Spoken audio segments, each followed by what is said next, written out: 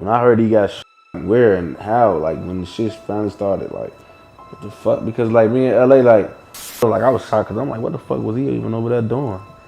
What was going on? You know what I'm saying? The doctors came out with the news and they told me, and then it just got ugly from right there. Like, that shit was wild as hell.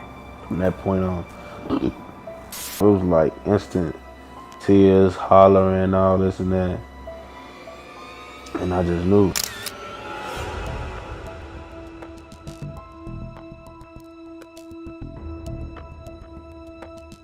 L.A. Capone, whose real name was Leonard Anderson, was an American rapper from Chicago, and he began his music career as a teenager in the early 2010s.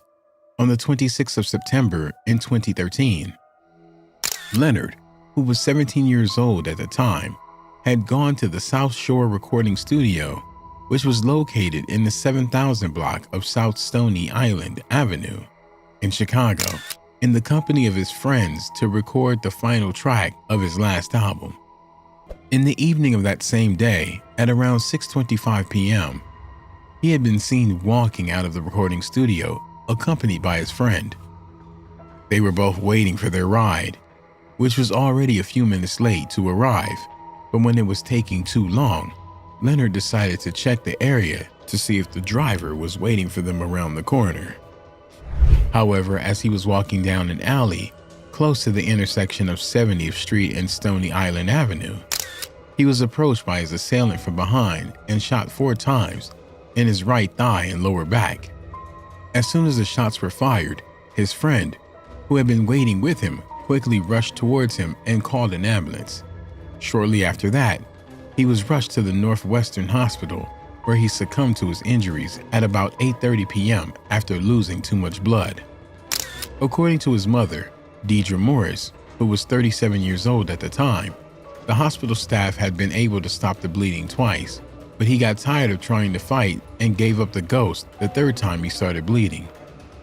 She had, in fact, claimed that she had walked past a group of policemen on that day, but had thought nothing of it until her friend, Erica, had broken the news to her via a phone call. According to her, she had immediately made her way to the hospital and was trying to keep herself busy as the doctors treated her son, but she knew the battle was lost as soon as she heard her mother scream.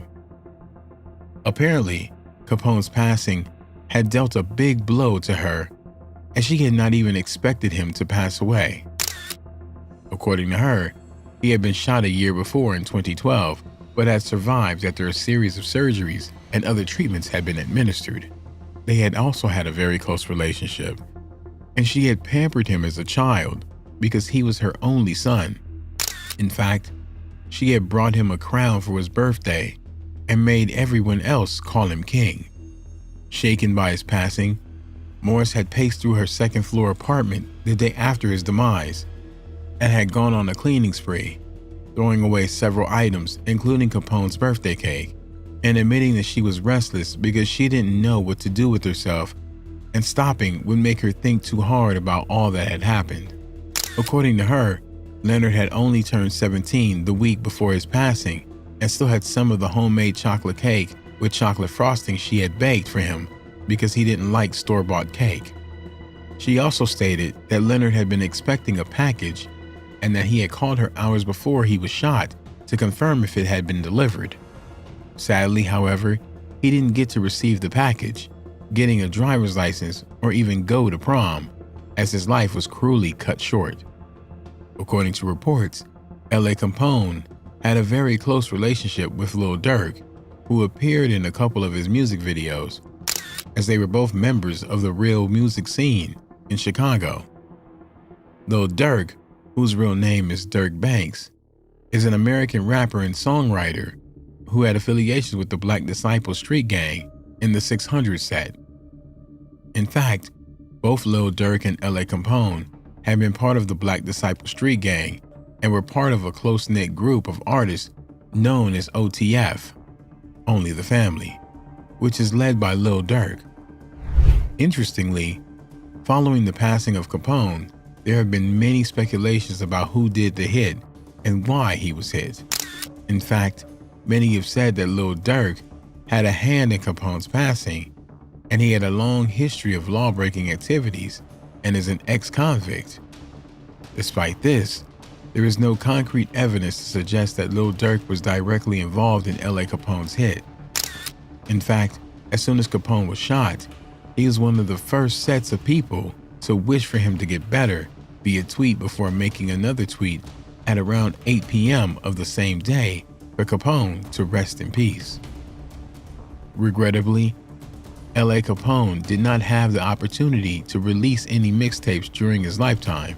However, prior to his passing, he had been actively working on a mixtape titled Separate Myself, and after he passed, his associates decided to honor his legacy by releasing a mixtape called King L.A. on his behalf. This compilation features his earlier song and, true to the essence of drill music, candidly portrays his experience as a member of the Black Disciple gang. Nevertheless, both the community and the police still need to catch the culprit of the crime, and they soon found out that L.A. Capone's gang affiliation, 600, was at war with several rival gangs, including the Gangster Disciples.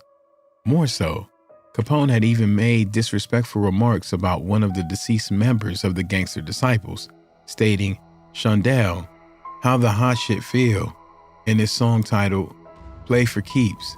However, the majority of people suspected that the 051 Young Money gang, which is faction affiliated with the Mickey Cobras, was responsible for Capone's hit. However, all of the speculation stopped when 25-year-old Miko Buchanan, 21-year-old Michael Mays, and 20-year-old Saki Hardy Johnson were indicted for the assassination of Capone. The three men were tried on different days and given different sentences. According to Cook County court records, Miko Buchanan had been sentenced to 45 years in prison after he was charged with homicide for allegedly being the driver of the car that contained the gunman. According to prosecutors, Buchanan had confessed to them that he had watched the shooter sneak up on Anderson and open fire with a 40 or 45 caliber handgun. Following that, he pleaded guilty on the 2nd of November 2013 before Judge Mara Slater Boyle, who ruled that he would receive credit for serving 802 days in the Cook County Jail and ordered that he serve 3 years of supervised release. And according to Illinois' Department of Corrections record, Buchanan officially began his sentence at the Menard Correctional Center on the 3rd of November. Michael Mays and Saki Hardy Johnson, on the other hand, admitted that they had gotten a firearm prior to their arrival at the studio and that they had been in a stationary vehicle, which will act as a diversionary tactic in case the police appeared at the scene before they could leave. On the 21st of November 2013, Saki Hardy Johnson was sentenced to 60 years in prison and was admitted to the Stateville Correctional Center on the same day after he was found guilty of Capone's murder. Finally, Michael Mays was sentenced to 24 years in prison and was admitted to the Stateville Correctional Center on Thursday, the 30th of March 2017.